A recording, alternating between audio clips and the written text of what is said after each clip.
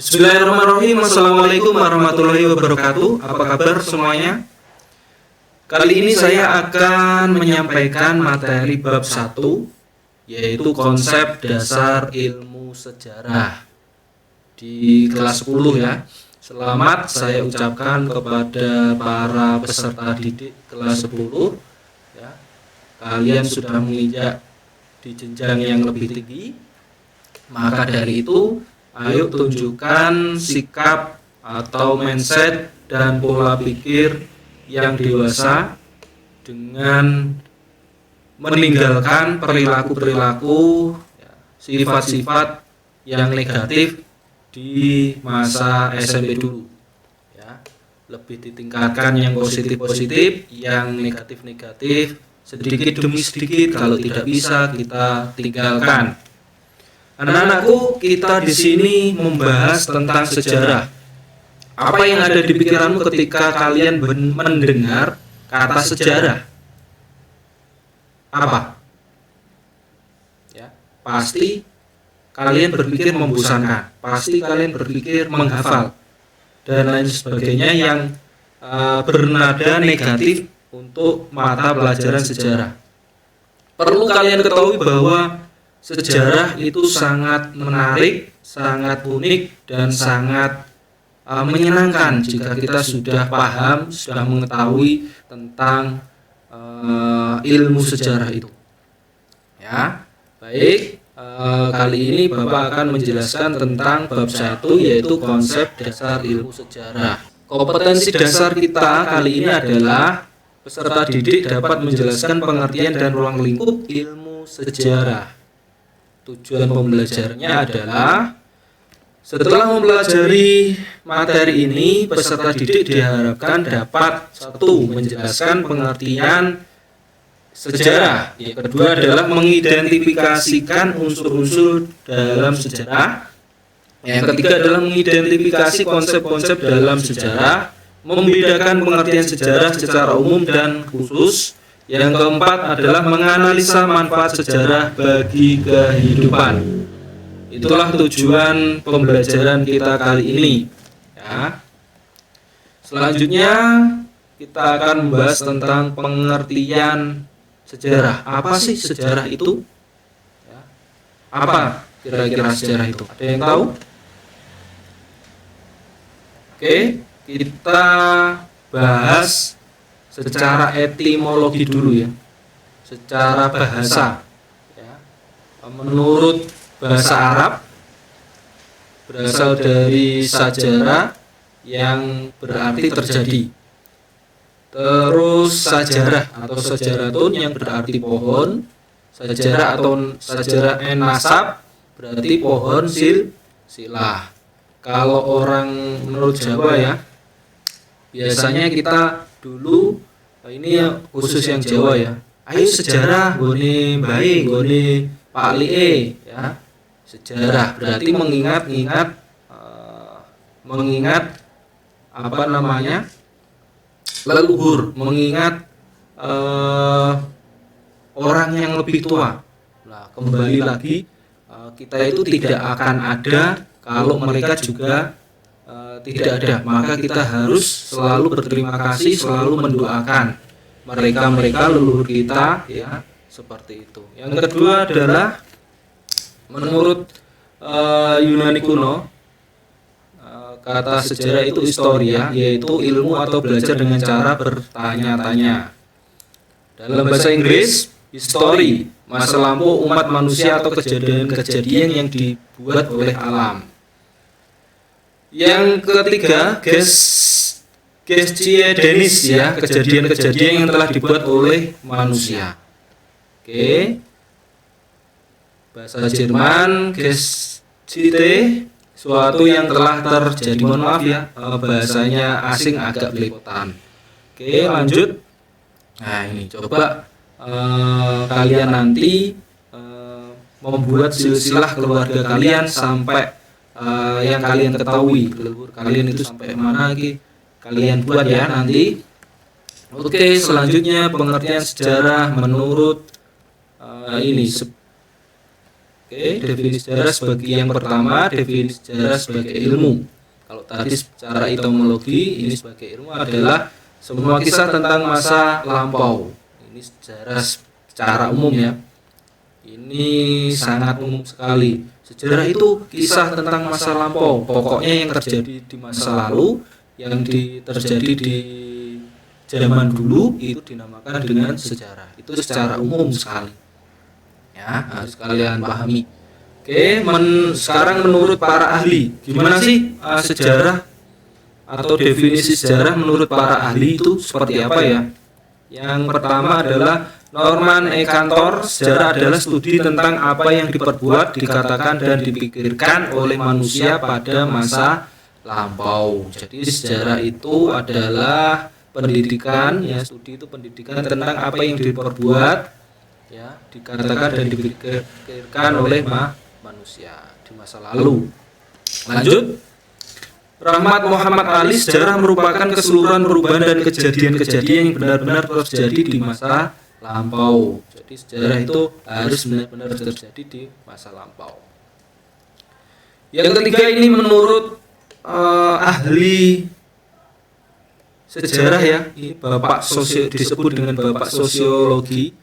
Nama lengkapnya adalah Abu Zaid Abdul Al-Rahman Ibnu Muhammad Ibnu Khaldun Al-Hadrami. Itu adalah seorang sejarawan muslim dari Tunisia dan sering disebut sebagai bapak pendiri ilmu historiografi, sosiologi, dan ahli ekonomi. Ya, kita harus bangga sebagai muslim itu ada seorang muslim yang sangat ahli dalam bidangnya, terutama di bidang sejarah dan sosiologi, yaitu Ibnu Khaldun. Lanjut, pengertian sejarah menurut Edward Hewlett Kerr. Sejarah adalah suatu proses interaksi yang terus-menerus antara sejarawan dengan fakta-fakta yang ada padanya. Dialog yang tidak henti-hentinya antara masa sekarang dengan masa silam.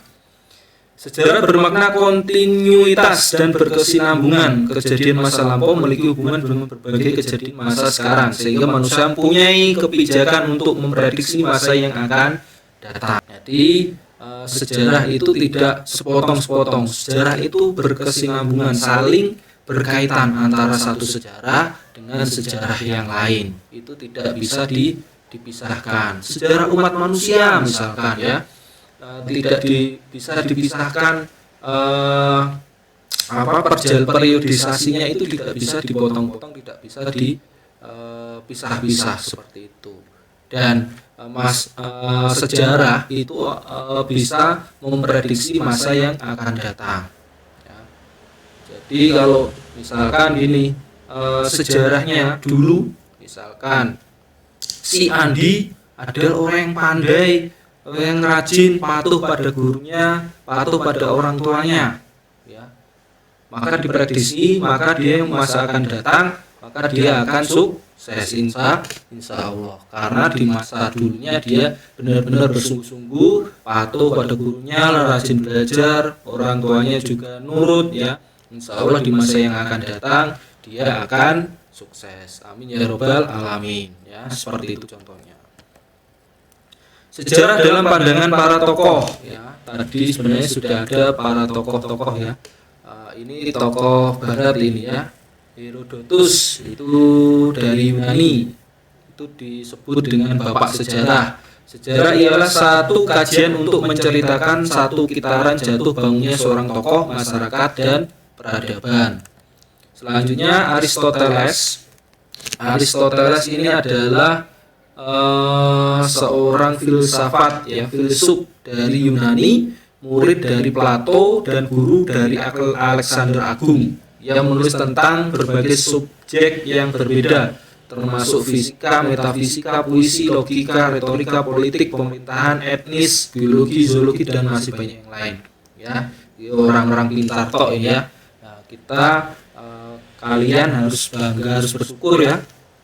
Kalian bisa belajar di bangku sekolah ya. Dengan ini kalian tahu tokoh-tokoh itu dan kalian bisa termotivasi dengan tokoh-tokoh ini. Ya, banyak sekali orang-orang pandai, banyak sekali orang pintar di dunia ini. Ya, ini yang akan menjadikan kalian motivasi ya untuk kalian agar lebih giat lagi dalam belajar. Lanjut, Francis Bacon, sejarah mempelajari suatu dalam waktu dan tempat dan ingatan sebagai instrumen esensial. Ya, itu menurut para ahli. Yang terakhir, Vico, sejarah adalah disiplin ilmu pertama manusia. Ia pusat pengertian manusia karena manusia menciptakan sejarah. Itu ya, sejarah dalam pandangan para tokoh. Lanjut, wah banyak sekali ini ya. Collingwood. Menurut Collingwood, sejarah ialah ilmu tentang tindakan manusia di masa lalu dan diperoleh melalui interpretasi bukti-bukti sejarah. Nah ini, jadi sejarah itu tindakan manusia di masa lampau dan diperoleh dengan cara ditunjukkan dengan adanya bukti-bukti sejarah. Oke. Kunto Wijoyo, sejarah menyuguhkan fakta secara diakronis atau memanjang dalam waktu, ideografis atau bersifat mendeskripsikan, unik dan empiris atau bersandar pada pengalaman manusia yang sungguh-sungguh. Itu Kunto Wijoyo. Sejarah dalam pandangan kalian ini ya. Coba buat suatu kalimat ya yang menurut kalian sendiri, menurut pendapat kalian sendiri ya, apa sih pengertian sejarah itu? Apa sih pendapat kalian tentang sejarah? Ya, buatlah pengertian sejarah menurut pendapatmu secara pribadi berdasarkan teori-teori yang sudah kita pelajari di atas tadi ya. Oke. Buat ya. Oke, ini saya jadikan tugas nanti. Ruang lingkup sejarah. Apa saja ruang lingkupnya sejarah? Sejarah itu sebagai peristiwa, sebagai kisah, sejarah sebagai ilmu, dan sejarah sebagai seni.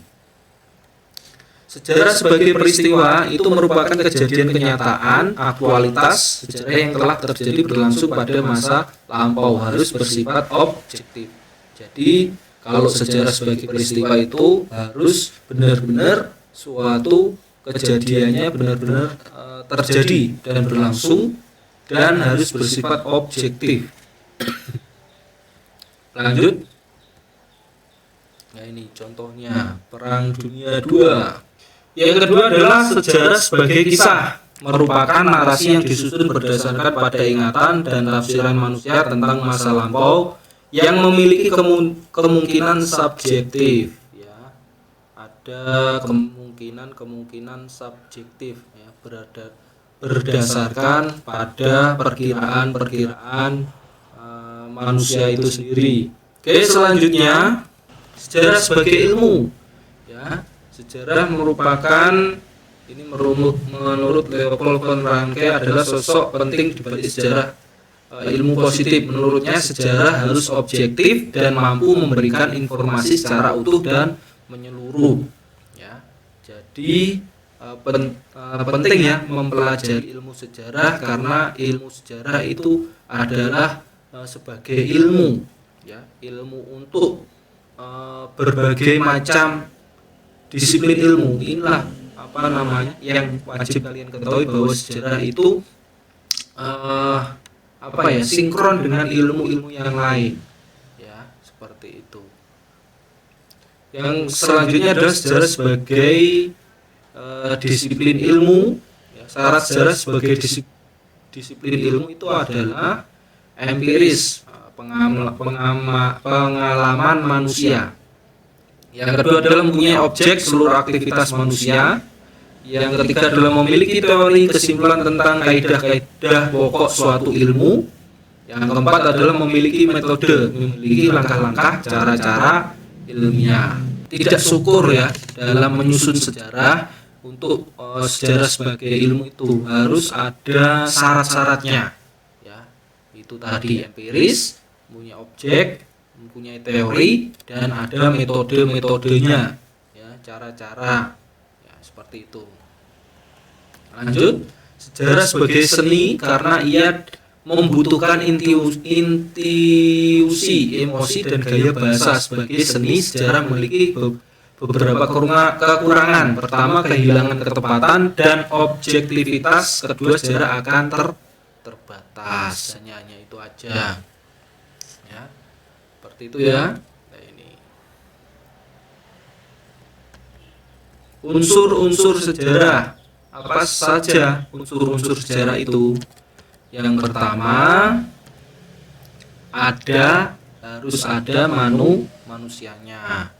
Kalau nggak ada manusianya, nggak bisa disebut sejarah, karena siapa yang mau menceritakan, siapa yang mau menulis sejarah, siapa yang mau memikirkan itu, ya. Sedangkan tidak ada manusianya. Jadi yang pertama, unsur yang paling penting itu adanya manusia, ya, seperti itu. Yang kedua,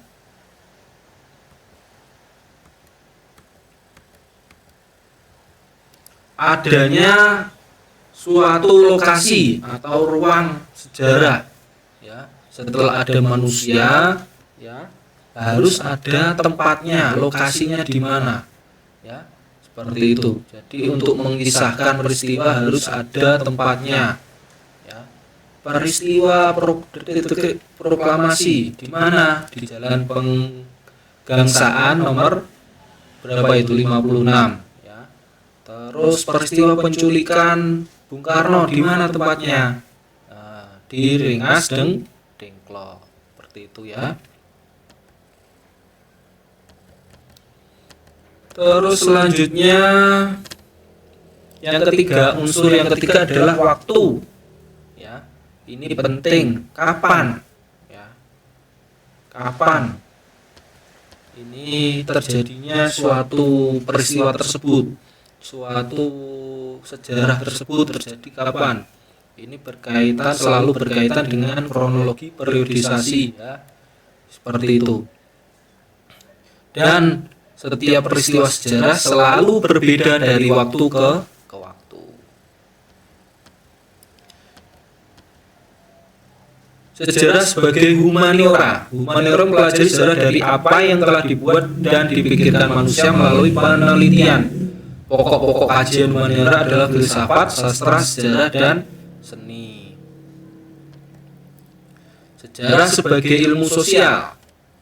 Sejarah mempunyai metodologi penelitian ilmiah yang bisa dipertanggungjawabkan dalam penelitian sejarah. Ya, makanya suatu sejarah itu bisa dipertanggungjawabkan. Oke, perbedaan sejarah dengan ilmu sosial lainnya.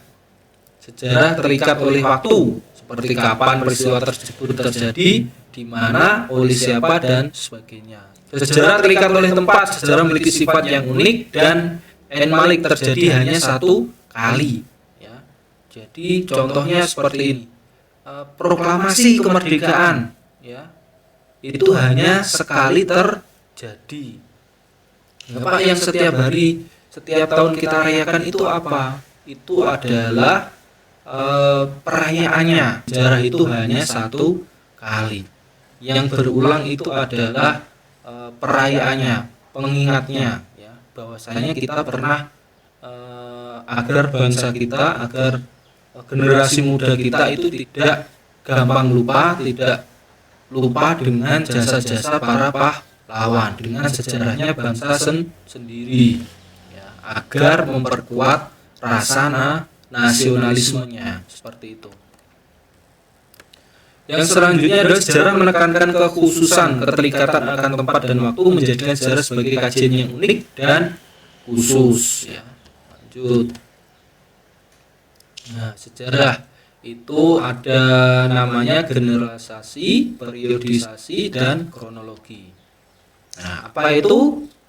Nah, silakan yang lebih teliti, tidak hanya dipelajari lewat ini saja. Kalian harus banyak-banyak mengambil rujukan, ya, membaca, literasinya dikuatkan, ya, tidak hanya membaca status saja ya, status WA, status Facebook, status Instagram dan lain sebagainya. Ya, zaman sekarang harus banyak-banyak membaca, karena membaca itu adalah jembatannya ilmu. Itu ya. Oke, generalisasi adalah usaha menyimpulkan dari khusus ke umum dengan tujuan untuk saintifikasi dan simplifikasi. Salah satu bentuk generalisasi adalah periodisasi. Ya, seperti itu. Terus yang periodisasi merupakan pengklasifikasian peristiwa sejarah dalam pembabakan tertentu. Ya, nanti ada contoh-contohnya ya di slide berikutnya. Kronologi adalah ilmu untuk menentukan waktu terjadinya tempat dan suatu peristiwa secara tepat berdasarkan urutan waktu. Tujuan kronologi adalah untuk menghindari kerancuan waktu dalam sejarah atau anakronisme. Ya, penting ya. Nah, ini waktu. Ada pembabakannya, ada urutannya, ya, ada kronologinya. Oke, lanjut ya. Nah, periodisasi fungsinya apa? Mempermudah mempelajari sejarah. Yang kedua adalah memahami peristiwa sejarah secara kronologis. Contoh periodisasi. Nih, pembabakan sejarah Indonesia. A. Zaman prasejarah dimulai dari zaman tidak diketahui sampai 400 Masehi ya. Kehidupan bangsa Indonesia pada masa purba atau belum mengenal tulisan ya. Ini ditemukan dengan adanya artefak-artefak, dengan adanya tulang belulang ya, dengan kebudayaan-kebudayaan yang ditemukan, karena belum adanya tulisan atau biasa disebut dengan zaman Nirleka. Yang B adalah zaman pengaruh Hindu-Buddha ya, dimulai dari 400 Masehi sampai 1500 Masehi. Nah, itu dimulai dari Prasasti Kutai Kalimantan Timur yang berangkat tahun 400 Masehi. Yang selanjutnya zaman pengaruh Islam. Ya, ini zaman 1500 Masehi sampai 1700 Masehi ya, itu. Jadi ada pembabakannya. Contoh periodisasi itu seperti ini. Ada prasejarah, ada Hindu-Buddha, terus ada Islam. Selanjutnya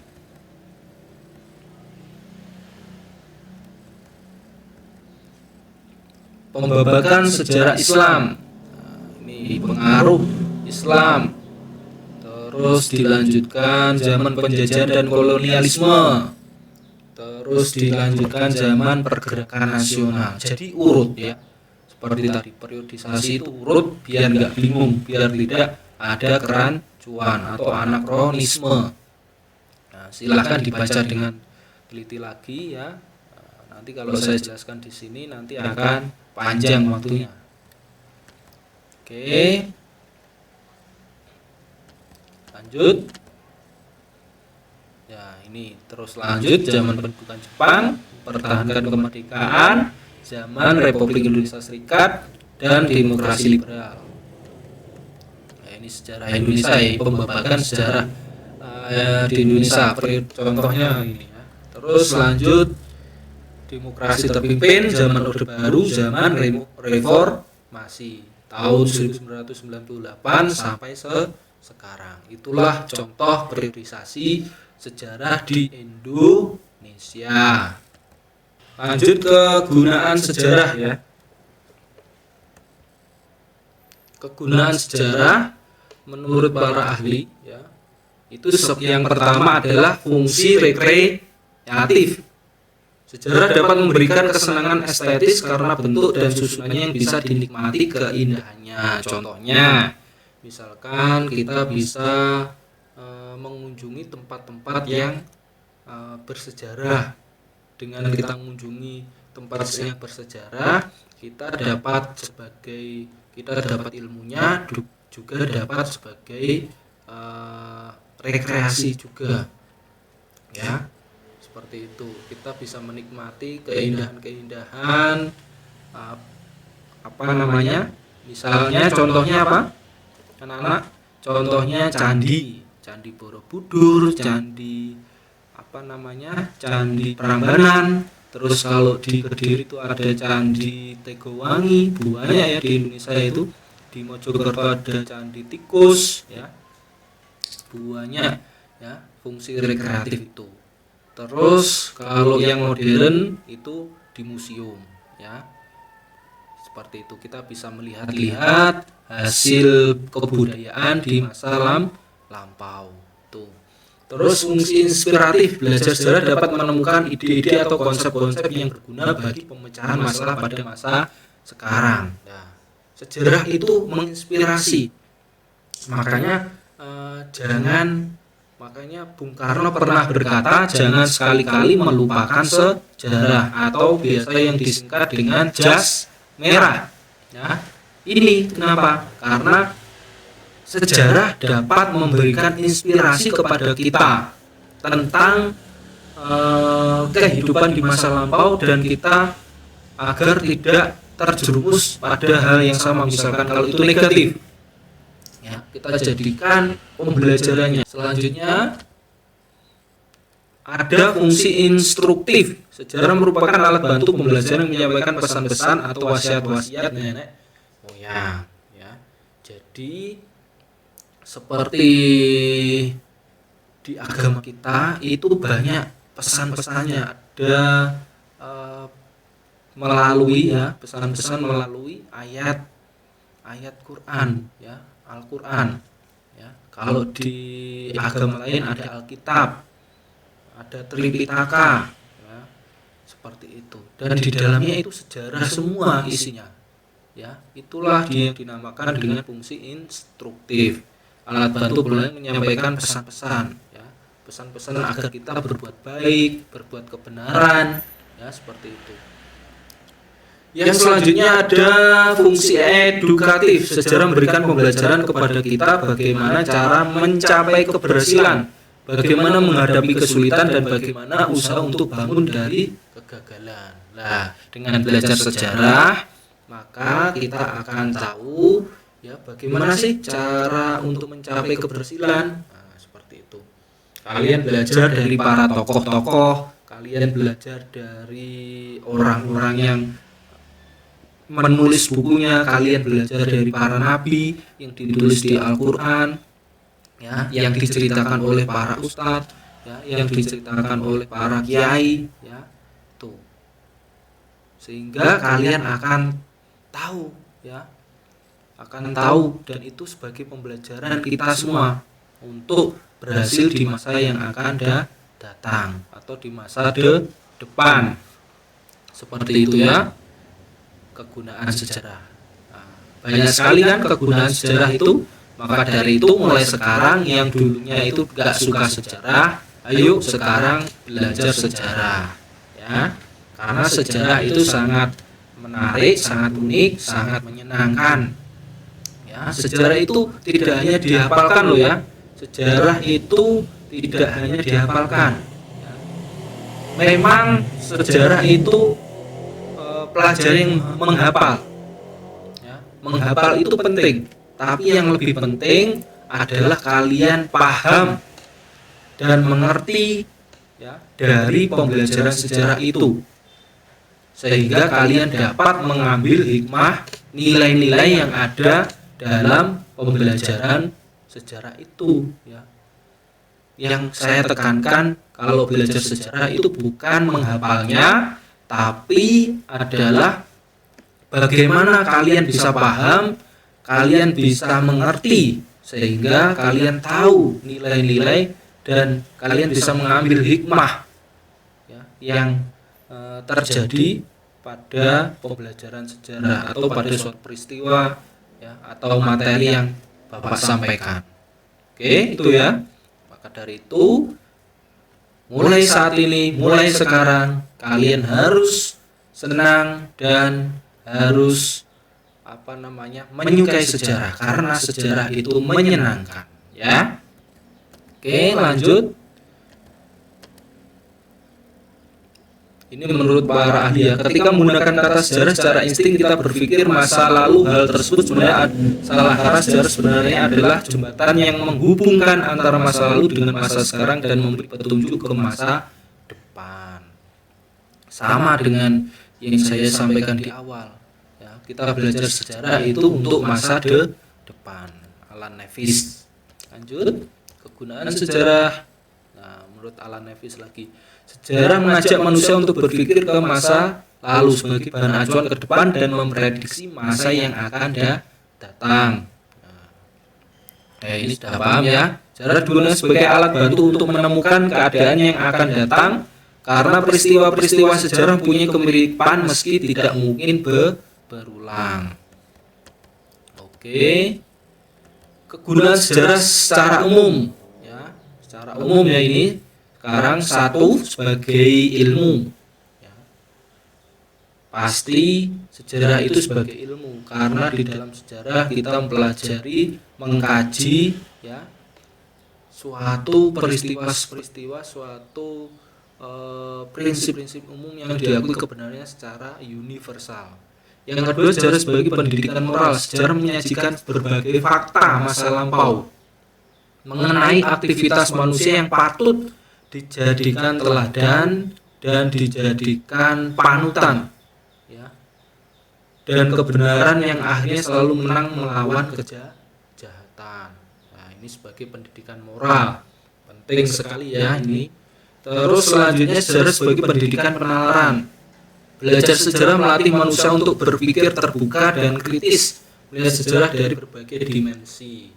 Jadi kalau kita belajar sejarah, maka pemikiran kita sangat terbuka sekali. Kita tidak mudah untuk menyalahkan dan kita selalu melihat suatu masalah itu dari beberapa sudut pandang atau dari beberapa kacamata. Tidak melihat suatu peristiwa, suatu masalah itu hanya dari satu sudut pandang saja. Ini pentingnya mempelajari sejarah ya, seperti itu.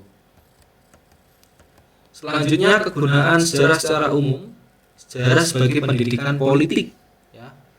Tidak terlepas ya, politik itu tidak terlepas dari sejarah ya.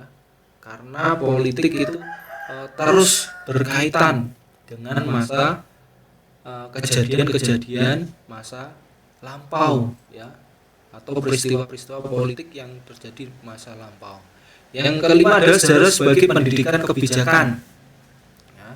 Pengalaman kegagalan dan keberhasilan memberikan referensi bagi manusia masa sekarang untuk berbuat kebijakan yang bijak dan benar. Tuh, sudah paham ya ini? Sebagai pendidikan keindahan, seni tadi, contohnya candi, masjid, tarian, nyanyian, budaya, bangunan, keraton, kita bisa main nilai-nilai estetika atau keindahan. Banyak sekali ini, banyak yang belum disebutkan. Sejarah itu sebagai pendidikan. Ini hanya sebagian saja.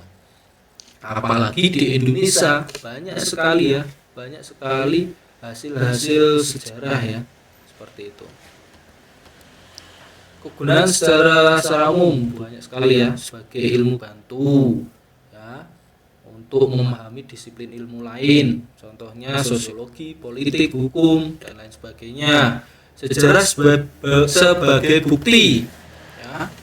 Melalui fakta-fakta masa lampau, sejarah dapat membuktikan suatu kebenaran. Itu ya, kegunaan sejarah. Nah, itu ya materi kita kali ini, yaitu tentang konsep dasar ilmu sejarah.